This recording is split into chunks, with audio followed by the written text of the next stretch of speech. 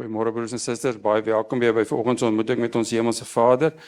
Soos elke Sondag verklaar ons ook dat ons is hier en ons bestaan om God te eer. Dominee Gawie is vandag in Kittanning, waar hy ook die diens daar lei. Terwyl ons wag vir Dominee Marius, staan hy ook in en gaan hy ook aan met die bediening, ook soos wat dit was verlede jaar wat hy voltyds by ons was. Dan het ek vergeet bymal om dit te sê. Nou ek sien hier's 'n klompie ouers met kinders, Ben, ek dink spesifiek aan julle. As julle kinders, dit is vir ons baie lekker as die kinders in die erediens is, maar as hulle begin lastig raak en jy voel jy wil uitgaan, hier is 'n moederskamer net hierso, as jy uitstap oor kan die paadjie, hy werk, en dan as hy bietjie sag is, gee net vir die klankspan aan die ander kant aanduiding, dan kan hulle dit veel harder sit, maar julle is almal welkom om te gebruik. Dan is julle klompie van julle wat vir die eerste keer hier is, Jacques en sy vrou en sy dogtertjie, hulle is nou net af van die vliegtuig af, baie welkom ook vanoggend vir die eerste keer hier by ons. Dit is vir ons baie lekker om hier by ons te wees. Die van julle wat nog nie ons nuusbrief kry nie, net hier so die eerste tafel as jy uitgaan, is 'n boek. Julle kan net julle besonderhede dan daar so inskryf, dan sal ons julle ook op die weeklikse nuusbrief sit. Dan die van julle wat nou al vir 'n geruime tyd by ons is, en graag formeel deel wil wees van ons gemeente, daar is ook lidmaatskapvorms daar. Ons vra tog dat julle dit sal oorweeg, hoewel dit geen verandering maak aan hoe jy by ons betrokke is nie, is dit tog maar 'n klompie organisatoriese sake wat ons moet doen, en dan ook spesifiek omdat ons ook 'n geregistreerde organisasie by die regering is, moet ons lidmate en lidmaatregisters hê, en wat gaan jy ook die reg gee om ook besluite te neem. Bid daaroor, as dit daar van julle is wat vir 'n tyd al hier by ons is en dit ook oorweeg, neem 'n vorm, dan as julle na die tyd ken of vir my of vir Dominee Pieter dan net gee. Dan 'n klompie belangrike datums vir die maand. Volgende week begin ons kategese. Dominee Pieter sal nou ook 'n bietjie meer daaroor sê. 'n Positief wat ons opgewonde oor is, ons het dan 'n kategeet gekry vir die jaar 11 tot 14. Rihanna gaan van volgende week af hierdie jaar ook vir ons daardie groep hanteer, terwyl Elise dan die jonger groepie vat, en dan Dominee Pieter saam met Dominee Marius die belydennisklas. Dan die 20ste Februarie uit die jong mense ken mekaar aand, hou die nuusbrief dop, en die inligting sal ook daar so wees. 15de Februarie het ons ook dan nagmaal, en die 22ste Februarie ook 'n spesiale herdenkingsdiens, as julle daar dit ook kan aandui. Bybelstudies begin weer hierdie week, die aanlyn Bybelstudie en ook die in-persoon Bybelstudies, hou dit ook dop. Dan in ons kerkverband het ons die loop van die jaar ook 'n klompie biddae wat ons spesifiek aan dinge dink, ook in ons gemeentes, en dan vir hierdie maand met die begin van die skole, dink ons dan ook baie spesifiek aan ons leerlinge en ons onderwysers. Veral, ek dink die van ons wat se kinders in die skool was en ook is, weet die aanslag wat ons Christene ook so daar ook beleef. Kom ons bid vir ons kinders en ons onderwysers, dink aan hulle ook in hierdie tyd wat hulle ook hulle die nuwe skooljaar begin. Dan gaan ons gehoor, dit gaan goed met Annika Botha. Die dokters is tevrede met hoe sy ook vorder. Ons bly ook bid vir haar genesing, en ook die van julle wat ook verder worstel ook met julle gesondheid. Bly bid vir Dominee Marius se visum, uit hierdie week een van ons vergaderings aanlyn bygewoon. Moet sê, hy begin nou baie gefrustreerd raak dat hy nie hier kan wees nie. Kom ons bid ook en hoop dat die Here ook hierdie week dit sal dit goedkeur. En dan ook ons kategese wat ook volgende week begin, dat die Here dit ook sal gebruik om ook ons kinders ook toe te rus. Dankie Dominee Pieter.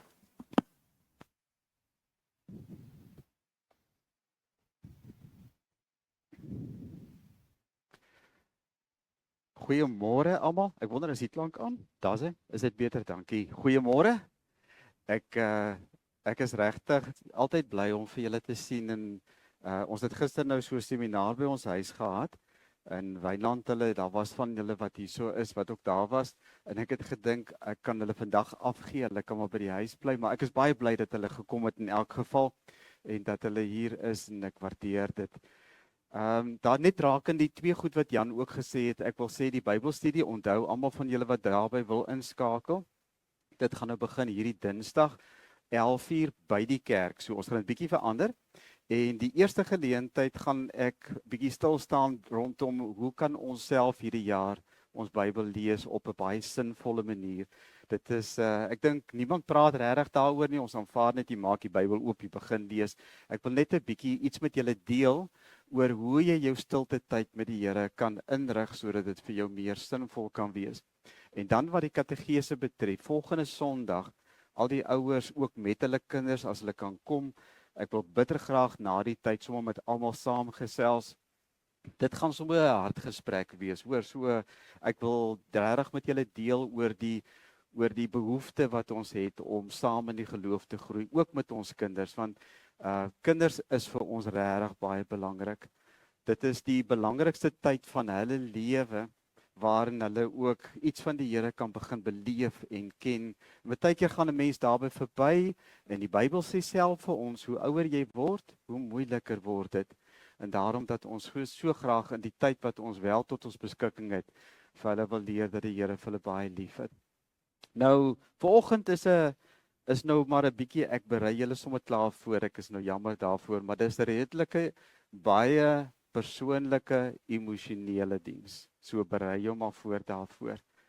Die Here het dit myself, en dit is nou hoekom ek weet nie, dis nou miskien dalk 'n goeie ding dat ek op hierdie paai na Geraldton toe ry en so, dit is maar Damascus paai vir my, waarop ek baie met die Here worstel oor dinge in die lewe. Maar dan is dit maar asof die Here ook deur sy Gees vir my help om dinge op 'n ander manier te verstaan, 'n bietjie dieper te verstaan, en ek wil vandag dit met julle deel. Maar ek wil ook net sê rakende Geraldton, dis sulke mooi mense wat daar is, en Jan Neveling, ons sien maar die name net. Onthou, 'n naam is net, daar's 'n persoon agter daai name. Jan en Ronel, hulle Jan wat redelik siek is, en onseker is oor die toekoms, en hoe dit hom raak. Dit was vir my goed om met hom te kon praat, en dan ook Chris en Marie. Ons moet regtig dink aan ons medegelowiges, en party se name is nie op die gebedslys nie, hoor. Jou naam is dalk selfs nie op 'n gebedslys nie, en tog het jy ook gebed en ondersteuning nodig. Maar julle moet weet dat julle geliefd is, en ek wil vertrou dat die Here self met julle gaan praat deur vanoggend se woord. Die eerste lied wat ek wil hê julle moet luister, en ek het nou vir julle gesê, dit gaan persoonlik wees, so, ja, Koos Du Plessis, ek is regtig, ek dink julle almal wat Koos Du Plessis se liedere ken, Kinders van die Wind, Sprokie vir 'n Stadskind, maar die mooiste wat hy geskryf het, is die gebed. En ek het dit al vir julle gespeel, maar ek wil hê julle moet regtig luister na hierdie woorde. 'n Mens moet begin verstaan dat ek leef en bestaan in die genade van God. Want die mooi van die lewe en die broosheid van die lewe in daardie mooi gaan jy nie verstaan as jy nie dink oor die Here se genade vir jou nie. Hierdie genade is nie 'n koue teologiese feit nie. Dit is 'n liefde wat van die Here self na ons toe kom. Dit is sy vergifnis. Dit is dat hy jou sy kind maak, en dat hy vir altyd wil hê jy moet by hom wees. Dit is nie net hierdie eenvoudige dingetjie om dit te sê nie. En Koos Du Plessis het dit verstaan. Teens Jordaan, wat ook nou al oorlede is, het hierdie lied gesing. En ek wil graag hê julle, net soos wat julle sit, luister, bid dit saam, en verstaan ietsie van die genade van God.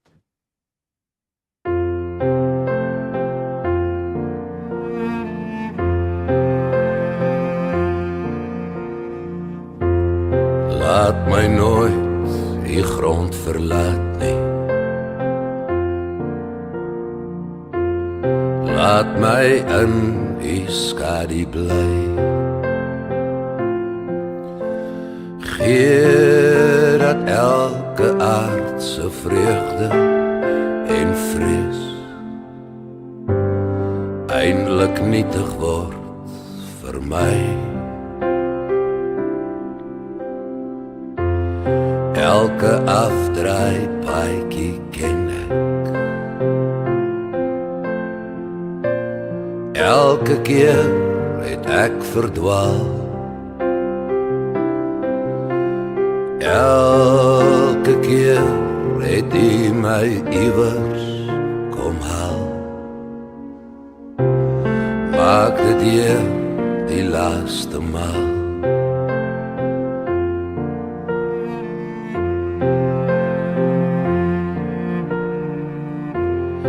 Elke dag is 'n gedagte. elke kamer net gehuur.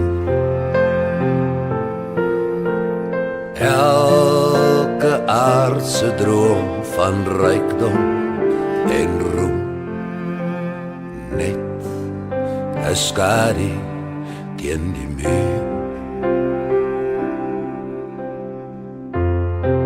Wat ek is net genade. Wat ek het, is net geleer. Eindelijk smag ek na u waters van rus. Lei my Heer vanaand daarheen. Eindelijk smag ek na u waters van rus. Lei my Heer vanaand daarheen.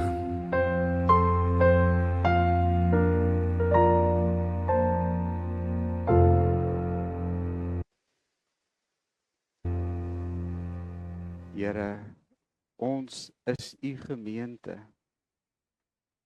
En u is ons almal een.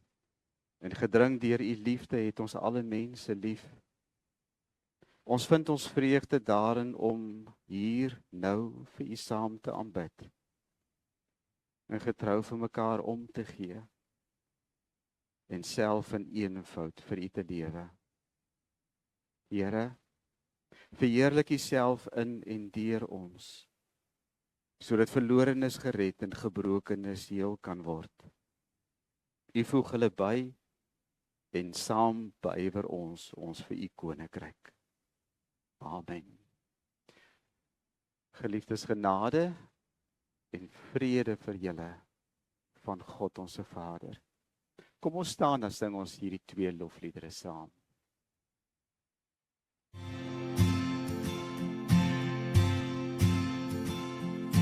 Loof hom met die tromme, loof hom met die harp, loof hom met die klinkende simbale. Alles wat asem het, loof die Heer. Alles wat asem het, loof die Heer.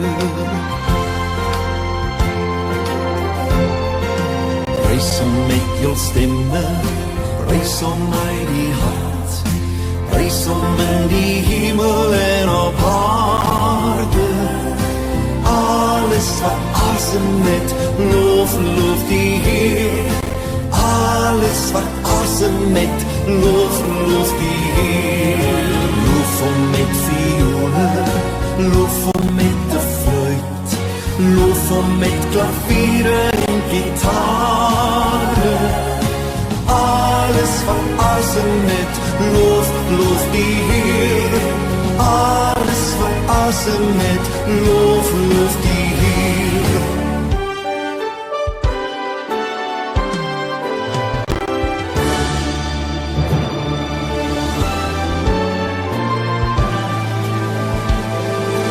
Loof hom met die tromme, loof hom met die harp, loof hom met die klinkende simbale. Alles wat asem het, loof die Heer. Alles wat asem het, loof die Heer. Alles wat asem het, loof die Heer.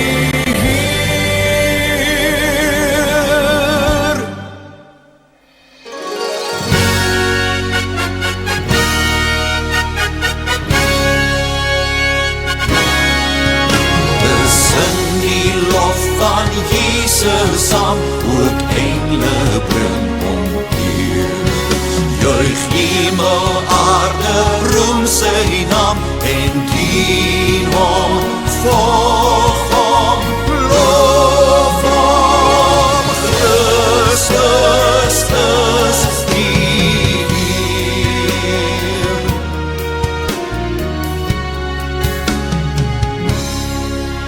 O nageslag van Israel, gee u Messias weer.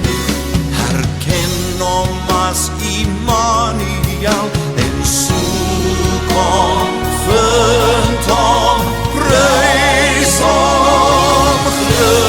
Christus is hier.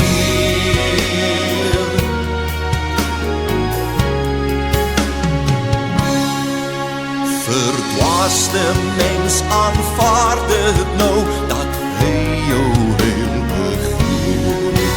Bekeer jou en sy gees sal jou laat loof en prys en jubel. Christus is hier.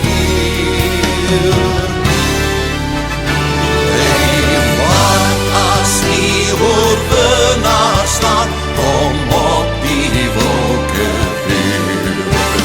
En al wat leef jou loflied aan, en dien hom, volg hom, loof hom. Christus is hier.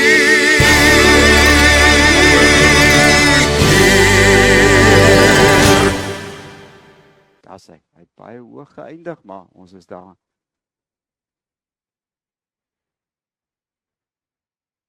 Ek wil hê julle moet verstaan dat enigiets wat in die wêreld na ons kant toe kom, wat jy hoor, wat jy lees, wat jy leer, 'n mens kan dit as 'n objektiewe feit verstaan. Dit is iets wat met ander woorde waar is en jy weet dit is waar, maar dit is soort van buite jouself. Dit raak nie hier binne nie. En ek het nou juist die afgelope tyd, toe ek nou gedink het oor Galasiërs en wat Paulus daaroor skryf, ook gewonder, as 'n mens dieper kan verstaan, agter alles kan verstaan, wat het Paulus gemotiveer om te skryf wat hy geskryf het, te sê wat hy gesê het. En as ons dit sou kon verstaan, gaan 'n mens mos uiteindelik, dit wat ons gewoonlik net soms so vinnig lees, gaan jy dit baie beter verstaan. En dis hoekom ek nou gesê het, ek is nou baie jammer daaroor, maar dit moet redelik emosioneel wees vandag, want ek wil hê julle moet die emosie en die diepte van wat Paulus vir ons leer begin verstaan. Want ons praat baie oor die evangelie. Nou, as 'n mens dink oor die goeie nuus, né? Dan is dit nou soort van 'n katekismus feit wat aan jou bekend gemaak is. Die goeie nuus is die evangelie. Evangelion beteken letterlik goeie nuus. Maar wat is dit presies? En as 'n mens nou na die groot teoloë toe gaan, dan sê hulle, hierdie goeie nuus is natuurlik toe Jesus gekom het hy vir sy eie disippels gesê, gaan nou uit, toe hulle uitgestuur het, gaan na die mense toe en sê vir hulle, die koninkryk van God het naby gekom, het met ander woorde hier na toe gekom. En dan het hy vir hulle gesê, bid vir hulle en maak hulle gesond.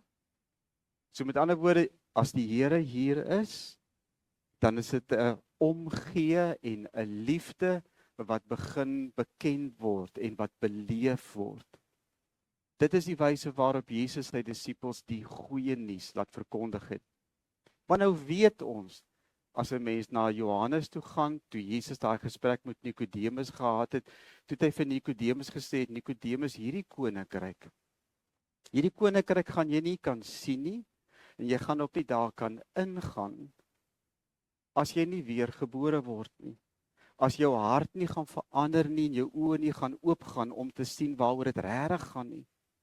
En dis waarom hy toe vir Nikodemus daarop gewys het, dat so lief het God die wêreld, dat hy sy enigste seun gegee het, sodat die wat in hom glo, nie verlore sou gaan nie, maar die ewige lewe sal hê.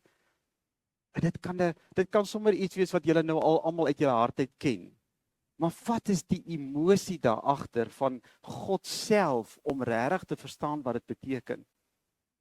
Nou, die afgelope week, ek wil nou hierdie voorbeeld gebruik. Ek wil dit nou, julle moet nou saam met my deur dit gaan, dat julle iets verstaan van wat ek probeer om vir julle te sê. Die afgelope tyd was dit op die nuus dat hier in Perth is daar 'n gesin wat doodgevind is in hulle huis. Julle het dit seker gesien, né? Dat die troeteldiere is dood, die 2 seuns is dood, die pa en die ma is dood. Dit is statistiek. En dit is 'n bekende feit wat nou openbaar gemaak word aan almal om te sê hier was hierdie gesin en hulle is oorlede. En dit raak jou nie regtig nie. Vanoggend toe sien ek dat daar het nuwe kom ons sê inligting tot die lig gekom. Dat die pa en ma het 2 seuns gehad. Dink jy een was 14, die ander was 16, wat autisties was. En die van julle wat weet van autistiese kinders, ek het self in Vanderbijl by 'n skool betrokke gewees wat autistiese kinders moet hanteer. Mense wat weet van autistiese kinders sal weet, dis nie maklik nie. Om daai kinders groot te maak in 'n wêreld soos vandag, wat so wreed is nie maklik nie. En toe het hulle nog onlangs gehoor dat hulle befondsing om hierdie kinders spesiale aandag te laat verkry is onttrek. En hierdie 2 mense moes nie geweet het hoe om vorentoe te gaan nie. En dit het hulle daartoe gelei dat hulle gesamentlik besluit het om 'n einde te maak aan alles. En skielik tref dit vir my. Dit is nie net 'n feit nie. Dit is nie maar net iets wat gebeur het waarvan jy kan kennis neem nie. Daar lê 'n groot stuk seer agter dit. En eers as jy dit begin verstaan, begin jy anders kyk na hierdie koue, dooie feit. Dis die gevaar ook met die evangelie. In my eie lewe was daar oomblikke, momente gewees waar ek die Here diep intens beleef het. Ek dink jy ook, weet nie of dit was tydens kategese, tydens 'n erediens, of by jou ma of jou pa, of iewers waar jy bewus geword het daarvan, maar daar is 'n God wat vir my lief het. En op daai oomblik was dit vir jou wonderlik geweest. Dit was vir jou hierdie ontdekking van, ek is nie alleen in die wêreld nie, ek het 'n Vader wat by my is. En dit raak jou hier in jou hart. Maar dan gaan die lewe voort. En jy raak gewoond aan die feit dat jy 'n Vader het. Gewoond aan die feit dat hy genade aan jou betoon het. En jy begin dit veronderstel in jou lewe. So die wonder daarvan, die waardering daarvoor verdwyn mettertyd en jy begin maar leef van dag tot dag. Ag, ek is op pad hemel toe, ek sal eendag as ek doodgaan sal ek die Here sien. Maar is nie so belangrik nie. Ek gee nie regtig ook om nie. Of dit gebeur of nie gebeur uiteindelik nie. Dis nou maar in sy hand, maar ek het mos my hart, my lewe vir Jesus gegee. Stop net daar vir 'n oomblik. Jy het nie jou hart, jou lewe vir hom gegee nie. Hy het sy lewe vir jou gegee. Jy gee nie jou hart en jou lewe vir die Here nie. Hy het dit vir jou gegee, sodat jy net sy kind kan wees. En jy kan later, as jy dit veronderstel, en weet jy, daar kom 'n volgende fase, en dis die fase wat regtig diep seer maak. En dit is die fase waar jy nie net hierdie genade en die liefde wat God vir jou het begin veronderstel nie, maar jy begin dit, soos die Engelse sê, demand. Ek is 'n kind van die Here en die Here sal vir my sorg en die Here sal vir my alles gee wat ek wil hê. En as dit nie goed gaan nie, dan gaan ek ook Soos daai gedig van een van ons Suid-Afrikaanse digters, ek kan nou nie sy naam onthou nie, wat met die vuis na die hemel gebal het en die Here gesê het, hoekom doen jy dit? Maar dis nie die verhouding wat die Vader met ons wil hê nie. En nou kom ek by die evangelie. Wat is dit wat jy moet, en ek het vanoggend sommer my stilte tyd toe dink ek, Here, ek wens so, u kan dit maar self kom sê. Dat almal wat vandag net hier is, in hierdie oomblik, in hierdie moment hier is, dit sommer net self by u kan hoor. Maar nou is daar ook ander gedagtes wat agter dit is, waarin ek verstaan dat die Here vir my sê, maar jy verstaan nie. Dis juis in jou gebrokenheid, waar my liefde aan ander mense bekend kan word, en vertrou my, dat soos wat hulle hier voor jou sit, sal my gees vir hulle daarvan oortuig. Soos wat jy nou hier sit, sal die Heilige Gees jou oortuig van wat ek nou gaan sê. Want dis nie wat ek sê nie, dis wat Paulus ook sê. En weet julle wat is die hart van die evangelie? Ja, dis die koninkryk wat gekom het. Ja, jy verkry dit deur jou geloof in Jesus Christus en jy's vir ewig met God versoen. Maar ek wil hê jy moet vandag weer dit hoor. Die hart van die evangelie is dat jy is kind van God. Miskien is jy nie opgewonde vanmôre daaroor nie. Miskien het jy dit al so baie gehoor, soos ek sê, dat jy dit of veronderstel, en of dat jy dit demand al in jou lewe. Maar asseblief, dink vir 'n oomblik. God sê, jy's my kind. Ek het jou my kind gemaak, omdat ek jou lief het. So in die middel van Galasiërs, om Galasiërs reg te verstaan, en ek wil sê, ek wil probeer verstaan, wat het Paulus gevoel, wat was die emosie, waarmee hy hierdie brief aan die gemeentes in Galasië geskryf het. En hy gebruik hierdie voorbeeld van 'n soort van 'n testament, om te sê, daar was die tydperk in Israel, toe hulle onmondig was, en nou, dit is maar die tydperk van die wet, maar toe het God dit verander, en hy stel dit so, en so is dit ook met ons. Toe ons nog geestelik onmondig was, was ons slawe van wettiese godsdienstige reëls. Met ander woorde, dis dood. Dis sommer maar net die nakom van 'n wet om uiteindelik in 'n verhouding met God te leef.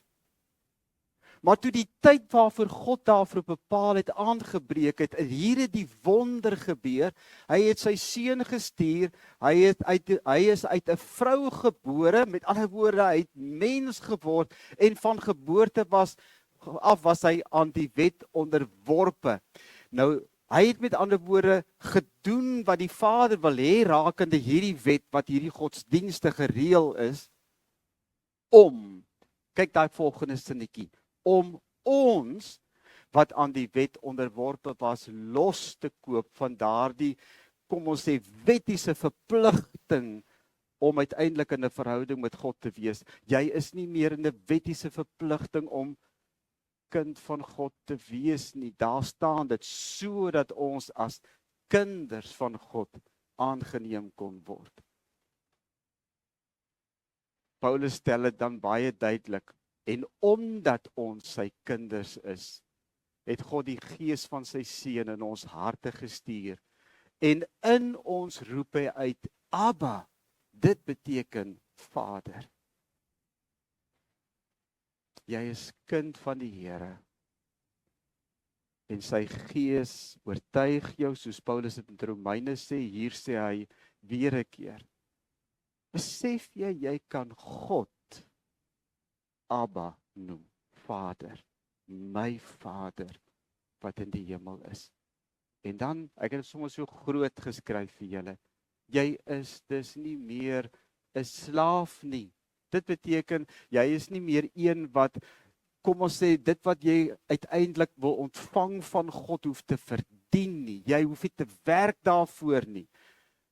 Jy is nou 'n kind van God, en omdat jy sy kind is, het God jou ook erfgenaam gemaak.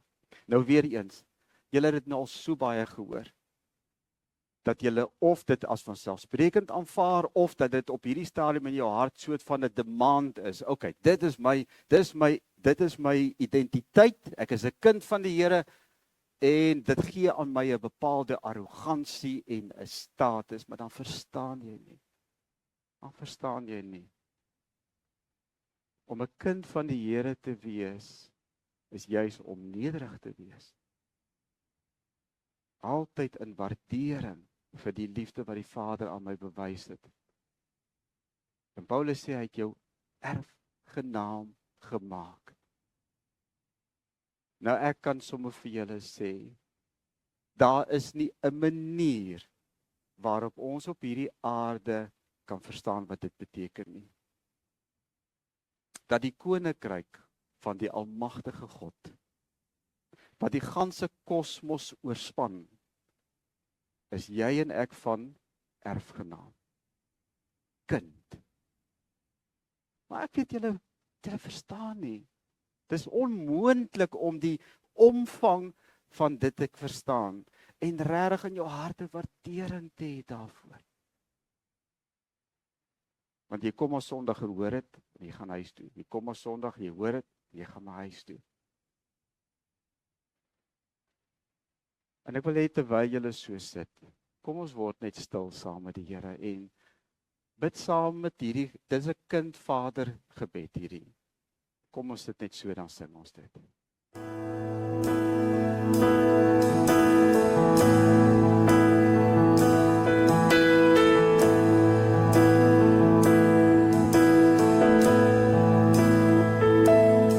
As ek stil word om by te wees, bedaar my hart se donker vrees, as ek u hart loop, teen my wang kan voel, verstaan ek wat die woord bedoel. Is wonderbare Raadsman, U is magtige God, U is ewige Vader, U is vredevors, U is wonderbare Raadsman, U is magtige God, U is ewige Vader, U is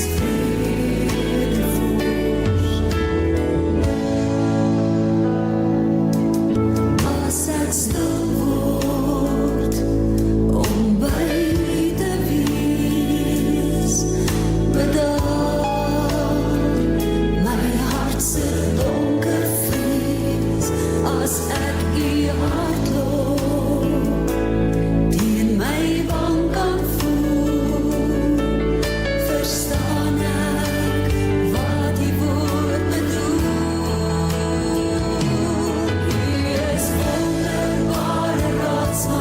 U is magtige God, U is ewige Vader, U is vredevors, U is wonderbare Raadsman, U is magtige God, U is ewige Vader, U is vredevors.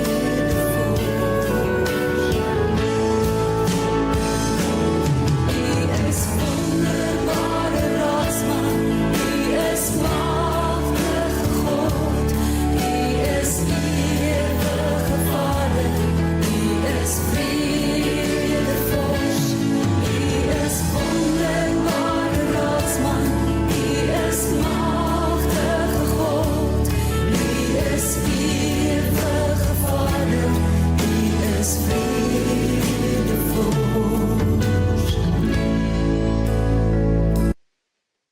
Kom ons bid saam. Onse Vader, ons is hier omdat ons vir u liefhet, Here. Ons weet ons liefde is nie altyd volmaak nie. Ons weet ons aanvaar so baie dinge as vanselfsprekend in die verhouding en die liefde wat ons vir u het. Maar vergewe vir ons, Here. Help vir ons om daagliks diep bewus te wees van hoe lief U ons het. Paulus het dit so mooi geskryf in Efesiërs. Mag ons begryp hoe wyd en hoe ver en hoe hoog en hoe diep die liefde wat U vir ons het in Jesus Christus strek. Ag Here, gee dat ons, as ons nou ook vir 'n oomblik, vir 'n kort oomblik rakende hierdie woord gaan stil word, dat U self deur die woord en die Gees dit vir ons in ons harte sal vasmaak. Wat beteken dit om kind van U te wees? Wat 'n voorreg dit is. En dat ons, as ons ook in hierdie week, in ons stilte tyd, net saam met U stil word, dat ons sal sê, Abba, Vader, my Vader, wat ek liefhet. Amen.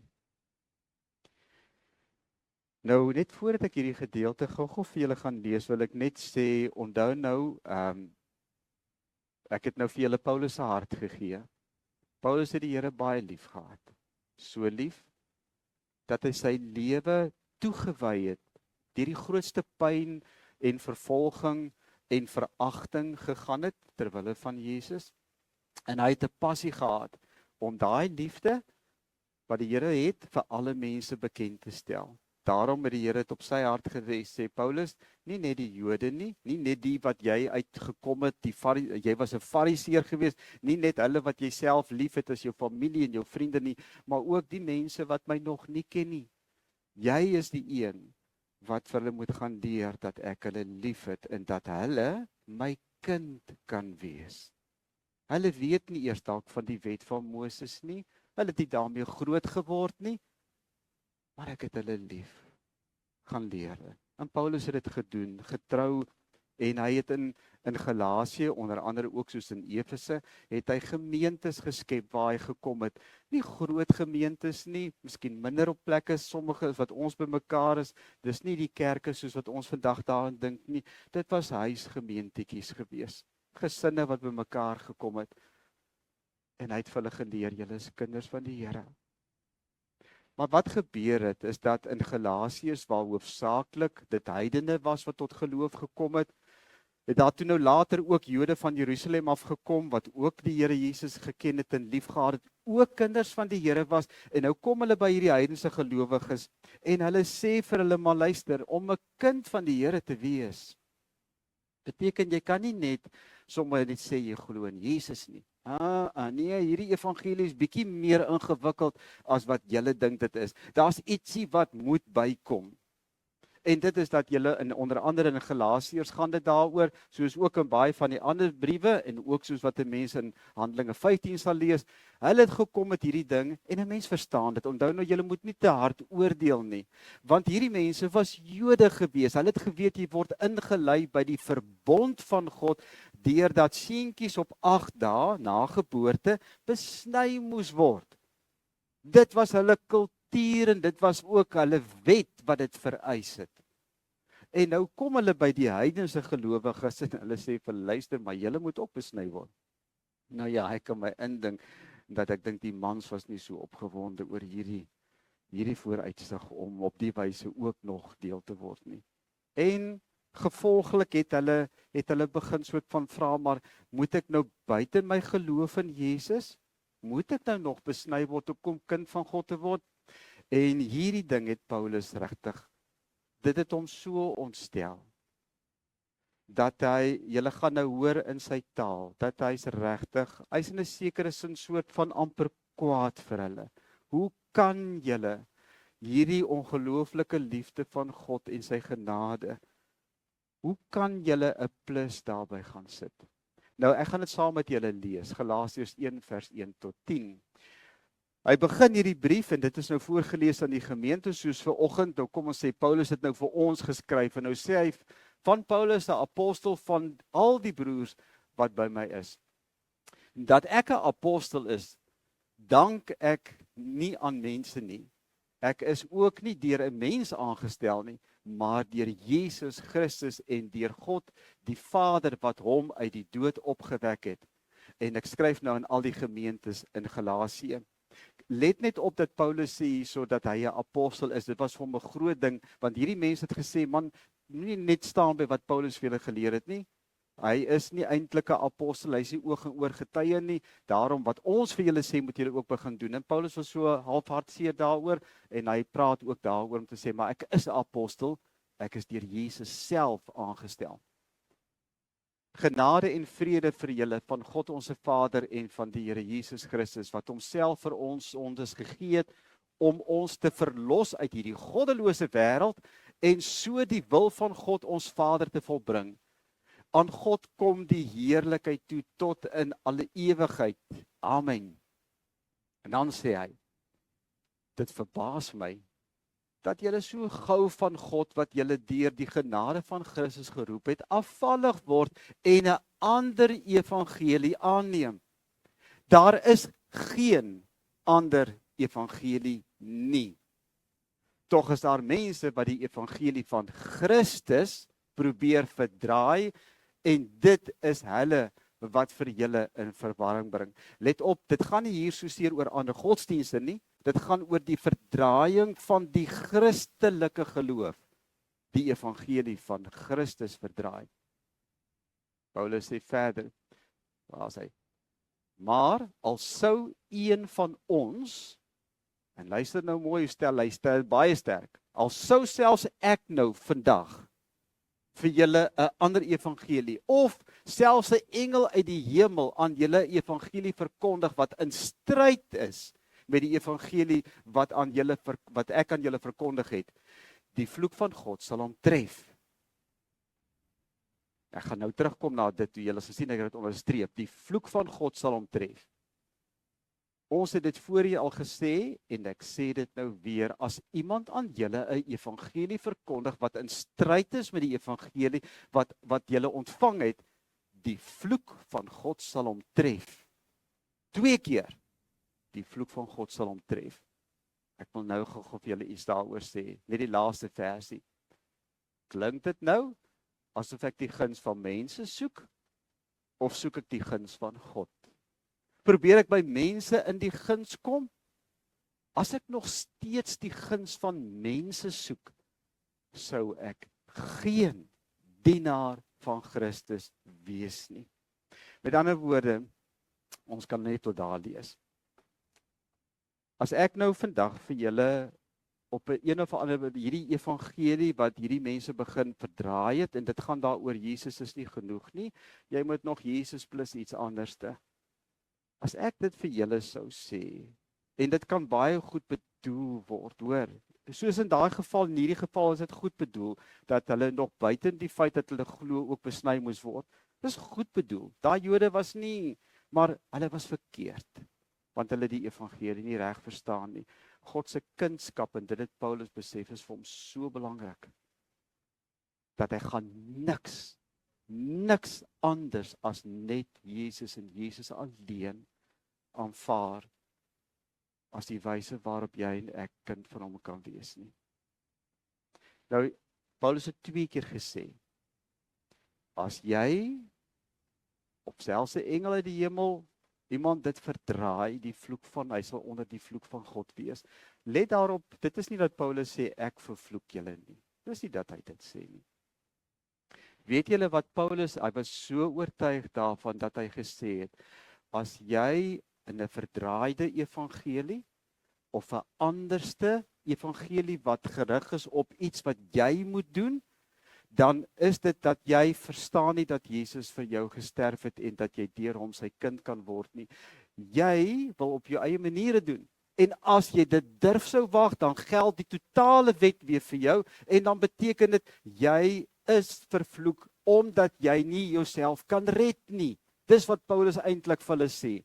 Dan is julle weer onder die vloek van God. Onthou julle dat in Johannes 3 vers 16, net daarna, het Paulus Jesus vir Nikodemus gesê, Nikodemus, dat alhoewel dit was nie die bedoeling van die Vader, dat as hy kom, dat mense geoordeel of veroordeel moet word nie, maar dat hulle gered moet word. Maar ek sê nou vir jou Nikodemus, die lig het na die wêreld toe gekom en nie almal het die lig aanvaar nie. En dis wat Paulus hiermee bedoel. As jy enigstens weer eens probeer om jou kindskap weer te sê, maar ek het dit verdien, en ek het iets gedoen om, met ander woorde, God my kind te laat word, en daarom is ek so wonderlik, dan verstaan jy nie. Dan het jy nie 'n begrip van wat die genade van God regtig beteken nie. En dis hoekom Paulus sê, dan val jy nog steeds onder die oordeel of die vloek van God. Maar ek wil graag hê, en ek gaan baie kort daaroor wees, want ek weet julle aandagspan is nou min. Julle gaan nou begin slaap. En nou wil ek hê, julle moet baie mooi luister, wat beteken dit wel om 'n kind van die Here te wees? Jy is 'n kind uit genade uit. Kom ons sê dit nou vir mekaar. Genade alleen. Paulus sê, maar wat my betref, hy sê dit daarso in Galasiërs 2 vers 19. Deur die wet is ek vir die wet dood, sodat ek vir God kan lewe. Ek is saam met Christus gekruisig. En nou is dit nie meer ek wat lewe nie, maar Christus wat in my lewe. Die lewe wat ek nou nog hier leef ek in die geloof in die Seun van God, wat sy liefde vir my bewys het, deur sy lewe vir my af te lê. Ek verwerp nie die genade van God nie. Aanvaar die genade van die Here, want dis daardeur wat jy sy kind is. In Galasiërs 4, die gedeelte wat ek reeds met julle gedeel het, ek is 'n kind met 'n Vader, daar sê Paulus, en omdat ons sy kinders het God die gees van sy seun, het God die gees van sy seun in ons harte gestuur. Dink dit vir 'n oomblik daaroor. Die Here se gees is hier in my hart, en in ons roep hy uit, Abba, dit beteken Vader. Die Heilige Gees roep saam met ons gees, Vader. Jy is dus nie meer slaaf nie. Jy is nou 'n kind van God, en omdat jy sy kind is, het God jou ook erfgenaam gemaak. Goed. En nou kom ek by die mooiste. En ek hoop julle gaan dit nou saam huis toe vat. Jy is kind om vry te wees. Jy is kind om vry te wees. Dis die Here se droom, se wens vir jou en my lewe. Christus het ons vrygemaak om werklik vry te wees. Staan dan vas in hierdie vryheid en moet julle nie weer onder 'n slawejuk laat indwing nie. As jy kind is jy kind. Daar's nie 'n voorwaarde vir enige kind van enige ouer om kind van daai ouer te wees nie. Kind is 'n kind en hy's vry om kind te wees. Kyk, ek Paulus sê vir julle, as julle nou julle laat besny, hierdie ekstra dingetjie doen, sal Christus vir julle geen betekenis meer hê nie. Hoekom sê Paulus dit? Want as ek Jesus plus iets moet doen om kind van God te wees, waarvoor het Jesus dan gesterf? Hy het mos gesterf sodat jy volmaak, volkome, vir ewig, vir altyd vergewe kan wees. Daar is dus nou geen veroordeling meer vir die wat in Christus Jesus is nie. Jy's kind van God. Kyk, ek Paulus sê nou vir julle, as julle laat besny, sal Jesus geen betekenis hê nie. Nou ek wil hier net 'n ander voorbeeld. Weet julle, dit gaan nie net oor die besnydenis nie. Ons dink, ag, wat ons besny ons nie meer nie, maar weet julle, almal van ons het hierdie ekstra dingetjie wat ons vir die Here wil doen om te dink daardeur regverdig ek soort van my kindskap. Moenie so daaraan dink nie. En baie mense word weer slaaf van daai ding. In my eie gemeente, ek het al so vinnig vir julle genoem, maar ek noem dit as 'n voorbeeld, want jy kan nou baie ander dinge gaan pas dit toe in jou eie lewe. Maar daar was hierdie vrou gewees wat by my gekom het in ons gemeente met so 'n botteltjie olie, hy was so groot gewees. En sy sê vir my, Pieter, die Here het vir my oortuig dat ek moet jou kom salf, onder andere, maar ook ander mense salf. Dit is my bediening, sodat jy kan weet dat jy geseënd is. So dit was 'n botteltjie met die oog daarop om jou te salf dat jy te seën. Nou, ek het vir haar, sy die salf in my hande gegee en gevryf en gesê, okay, so seker is wat ek daai olie voel, so seker weet ek is nou kind van die Here. Okay. Maar rukkie daarna toe kom sy by my, toe was daar 'n soort van onenigheid in die gemeente en sy kom met nog 'n botteltjie. En sy sê, maar Pieter, hierdie botteltjie is dat daar eenheid in die gemeente moet wees. Ons moet almal, mense wat in onenigheid is, moet gesalf word sodat hulle in eenheid kan lewe. En toe begin ek besef, waar gaan jy nou heen? Want jy het nie, Jesus is die een waarom ons geseënd is. Jesus is die een waarom ons een is. Later het sy botteltjie gehad vir beskerming. Sy het haar motor gesalf voordat sy ry. Want Jesus is die een wat jou beskerm. Kan julle sien dat daar's mense wat glo in poeiers? Daar was 'n man wat ek goed geken het, wat 'n shofar begin blaas het. Eers het hy die shofars geblaas by Oom Angus se dienste, later het hy die shofar begin blaas oor elke dorp en oor elke stad. Het ons Jesus plus die shofar nodig? Ons het net Jesus nodig. As jy dit wil doen en dit lê op jou hart, doen dit, maar moet dit nie 'n vereiste maak om kind van God te wees nie. En daarom sal ek in my lewe altyd teruggryp na die eenvoud van die evangelie. Na Jesus alleen, deur geloof alleen, in genade alleen, en dis waarin ons heil is. Jy's 'n kind, maar asseblief waardeer dit. Paulus waarsku, julle broers en susters, julle is tot vryheid geroep, maar moet nou net nie hierdie vryheid misbruik as 'n verskoning om sonde te doen nie, maar dien mekaar in liefde. Wat ek bedoel is dit, laat julle lewe steeds deur die Gees van God beheer word, want dan sal julle nie soeg voor die begeertes van julle sondige natuur nie. En Paulus wil hierso sê, en ek gaan dit nou so eenvoudig moontlik vir julle stel, julle wat kinders van die Here is, julle is dit, hoor. Julle, deur julle geloof in Jesus is julle dit. Maar julle is anders ook.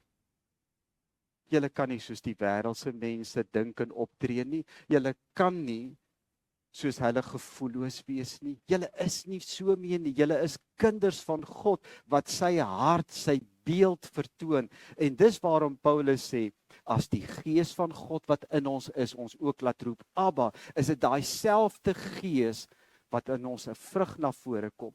Ek gaan dit nou vir julle met die volgende een sê. Jy is vrygemaak om hierdie vrug van God se Gees te vertoon. En weet jy, dis vir my so mooi dat Paulus praat van dit as 'n vrug. Dis met ander woorde nie 'n verpligting nie. Dis nie wat jy doen, dis nie Jesus plus die vrug nie. Die vrug is die rede omdat Jesus alleen genoeg is. Die vrug wat die Gees in ons bewerk is liefde, vrede, vreugde, geduld, vriendelikheid, goedhartigheid, getrouheid, nederigheid en selfbeheersing. Selfbeheersing.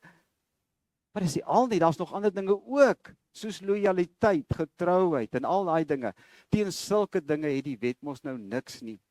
Maar die wat aan Jesus behoort, het hulle sondige natuur met al sy hartstogte nou doodgemaak, omdat hulle kind van God is. Ons lewe deur die Gees, laat die Gees nou ook ons gedrag bepaal. Dis hoekom ek is kind van die Here, maar my lewe is anders. Ek is nie dieselfde mens nie, want die Here maak my anders. Paulus sê, julle ken die praktyke van die sondige natuur. Julle almal weet dit. Julle dis nie om vir julle dit te leer nie. Dis daardie dinge soos afguns, jaloesie, oorspel. Dis nie van die Here nie. Waarom nie? Want dit vernietig, dit breek af. Dit skep nie harmonie, eenheid en liefde nie. Dis nie van God nie. Jy's kind van God. Moenie so leef nie, moenie so doen nie. En dan die mooiste, en ek wil dit vandag vir julle sê, kyk maar na mekaar soos wat ons hier is. Julle is God se kinders, almal. En dit maak ons 'n familie, dra mekaar se laste. En gee op die manier uitvoering aan die wet van Christus. Interessant dat Paulus sê, wet van Christus, nie meer wet van Moses, die Torah. Hy praat nou van die wet van Christus. En die wet van Christus is, ek is 'n kind van die Here. Ek dra die vrug van sy Gees. As iemand hom verbeel dat hy is iets en hy is niks, bedrieg hy homself. Hier is ons terug by die ding. Weet julle wanneer kom daar groot onenigheid in enige gesin, onder kinders, onder familielede? Is wanneer die een familielid hom as belangriker, as hoër, is beter sien as die ander. Paulus sê, moenie dat dit so wees, jy moenie meer van jouself dink as wat jy behoort te dink nie. Nee, terug by daai ding wat ons so 'n paar sondae oor gepraat het. Laat elkeen liewer sy eie doen en late ondersoek. Kyk na jou eie hart, jou eie gesindheid. As dit goed is, laat hy daarop trots wees, sonder om dit met die van 'n ander te vergelyk. En dan eindig Paulus presies waar die boek Prediker ook eindig. Die slotsom van alles is, dien die Here, gee jou lewe vir hom, en onthou dat jy rekenskap moet gee oor alles wat jy gedoen het. Leef in verantwoordelikheid teenoor die Here wat vir jou so lief het as 'n Vader. Ek hoop julle kan verstaan dat as 'n mens die Bybel lees en jy lees Paulus se geskrifte, jy luister na Jesus soos hy in die bergpredikasie en ook met sy disippels gepraat het, verstaan net wat agter dit is die liefde wat die Here vir jou het. Dis nie sommer maar net gewone feite objektief luister, hoor, aanvaar en stap uit en vergeet daarvan nie. Gaan beleef dit. Ek gaan afsluit weer vir julle te sê toe ek daar by Geraldton was, omdat die kerk toe 12:00 begin. Ons moes nou eers na die gewone erediens, toe het ek nou eintlik 'n bietjie tyd en ek het toe besluit ek gaan na daardie Katolieke kerk. Dis 'n Sandsteenkerk. En ek het net sommer daar heel agter gaan sit. Dis hoekom ek sê as 'n kerke afgedeer het, sal ek ook altyd agter in die hoek wees. So ek neem julle nie kwaadlik om agter te sit nie, die van julle wat agter sit. Maar ek sit daar agter en voor is daar 'n priester. Ons teologie in terme van gereformeerd katoliek verskil van mekaar, maar hy praat oor Jesus as die lig van die wêreld en dis al wat ek kon hoor. Klank was baie swak. Maar ek sit tussen ouers met kindertjies, want almal met die kindertjies daar agter. En die interessante is dat ek kyk nie een ouer kry dit reg om te luister na wat daar gesê word nie, want hierdie kindertjies is op en af, hulle kruip so hier in die gang af en dan is die ouers agter hulle aan om hulle te gaan kry en goed. Op die ouend, hulle luister niks nie. En ek het op my hart net hierdie begeerte gehad om te sê vir daai ouers, ek weet julle is hier omdat julle voel julle moet hier wees en ek weet dat julle kom omdat julle die Here ook liefhet en julle wil ook dan net sê julle het kerk toe gegaan, maar ek weet vir 'n feit julle het omtrent niks gehoor wat daarvoor gesê is nie. Maar weet julle wat is die ding wat ek wil hê julle moes hoor? Ek wil hê julle moes weet die Here is lief vir hulle. Baie meer as wat hulle kan dink of droom. En dat hulle nie net kerk toe moet kom om kerk toe te kom, terwille van om kerk toe te kom en terwille van om te voel dat hulle kind van die Here is nie. Jy's vrygemaak om te beleef dat jy 'n kind van die Here is waar jy is. Elke dag. En dis hoekom vir hierdie jaar, as ons nou die Bybelstudies gaan begin, ek sal met die Bybelstudiegroep gaan ek eers hierdie gesprek hê. Ek wil graag die wat by die Bybelstudies is, ek wil vir julle net vertel hoe om die Bybel te lees saam met die Here. Julle eie stilte tyd in te rig. Dit help nie ons lees saam die Bybel oor en oor en oor, dis maar net 'n ritueel nie. Ek wil hê julle moet begin groei as kind van die Here met 'n eie Vader. Ek is nie julle Vader nie, hy is ons Vader. En ek wil die ouers leer, julle kinders is kosbaar. Hoor wat die Here sê, julle kinders is kosbaar, almal van hulle wat hier so is. En hy's lief vir hulle meer as wat julle ooit vir hulle lief kan wees. Maar ons gaan vir die kinders verleer dat hulle 'n Vader het. Dat hulle ook eendag kan sê uit hulle eie mond uit Abba, Vader. En ek wil die Here daarvoor vertrou. Hy sal dit vir ons moontlik maak deur sy Gees en deur die liefde wat hy vir ons het. Kom ons bid saam. Onse Vader, nog 'n geleentheid en 'n tyd saam met U tot einde gekom. 'n tydjie waarin Here ons maar veg teen vaakheid, moegheid, luister nie, gedagtes wat weghardloop. Maar gee dat ons sal weet, U is hier. U verstaan. En Here, as 'n mens U hart voel, agter alles wat gesê word, dan begin 'n mens verander hier binne. Dit raak jou, Here. Dit raak jou. En dit is hoekom U woord nooit ledig na U toe terugkeer nie. Laat U woord vir ons vorm. En laat U liefde ons in staat stel om soos U te wees. Help ons om 'n familie, 'n familie vir mekaar te wees, omdat ons een Vader het. Gaan met ons in die week, Here. Die kinders wat ook skool toe gaan, gee dat hulle nie bang sal wees nie. Ek weet dat baie van hulle sien op daarna, maar dat hulle vandag hoor, U is by hulle. U gaan saam met hulle skool toe. U sit saam met hulle in daardie banke. U hoor en U sien en U doen alles saam. Somtyds glimlag U, somtyds frons U, somtyds sug U saam met ons. Dankie daarvoor, Here.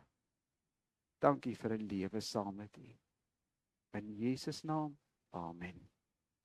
Ons kan die Here dien met ons liefdegawe.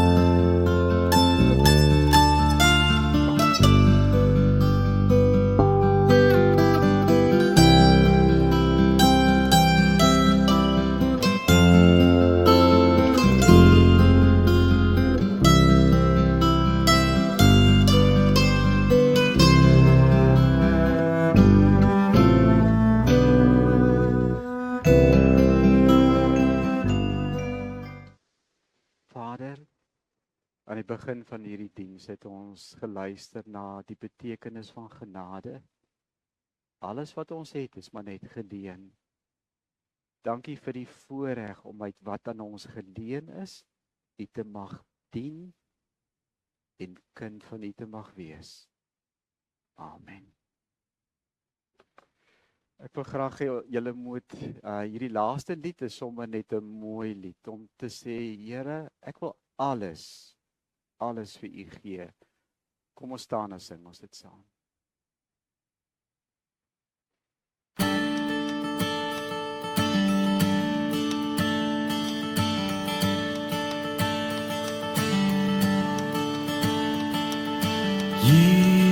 Jesus, als vir Jesus,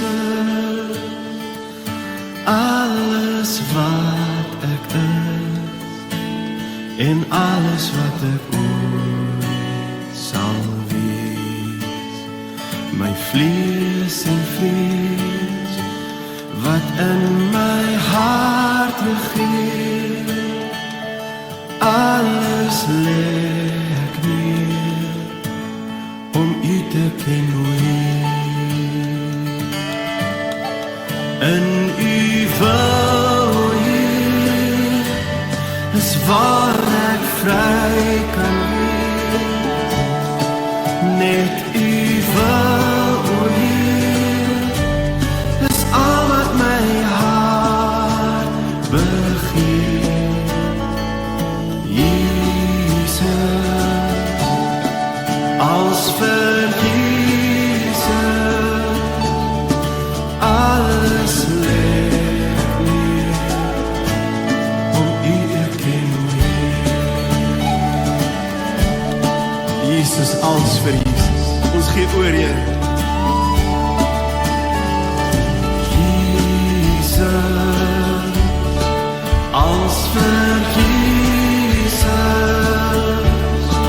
alles wat ek is en alles wat ek ooit sal wees. My vlees en vrees wat in my hart regeer, alles leer meer om U te ken, o Heer. In U wil, o Heer, is waar ek vry kan wees. Net U wil, o Heer, is al wat my hart begeer. Jesus, als vir Jesus alles leer meer om U te ken, o Heer.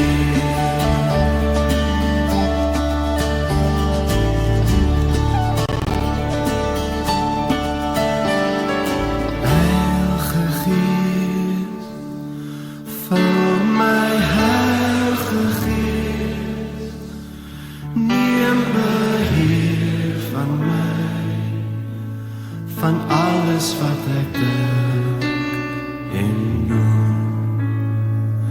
Raak my aan en laat my sterker staan.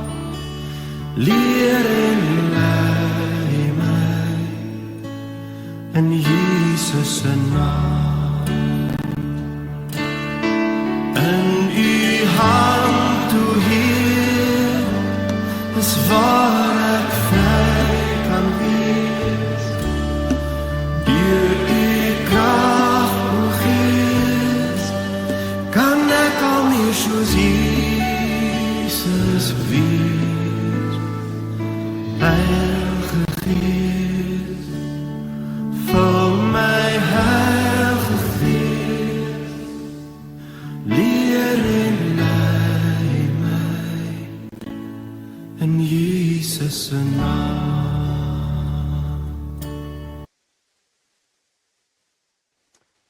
Kinders van die Here, weet dat die genade van ons Here Jesus Christus, die liefde van God ons Vader en die gemeenskap van die Heilige Gees met julle is en met julle bly, waar julle ook al gaan. Amen. 'n Baie mooi dag en week vir julle.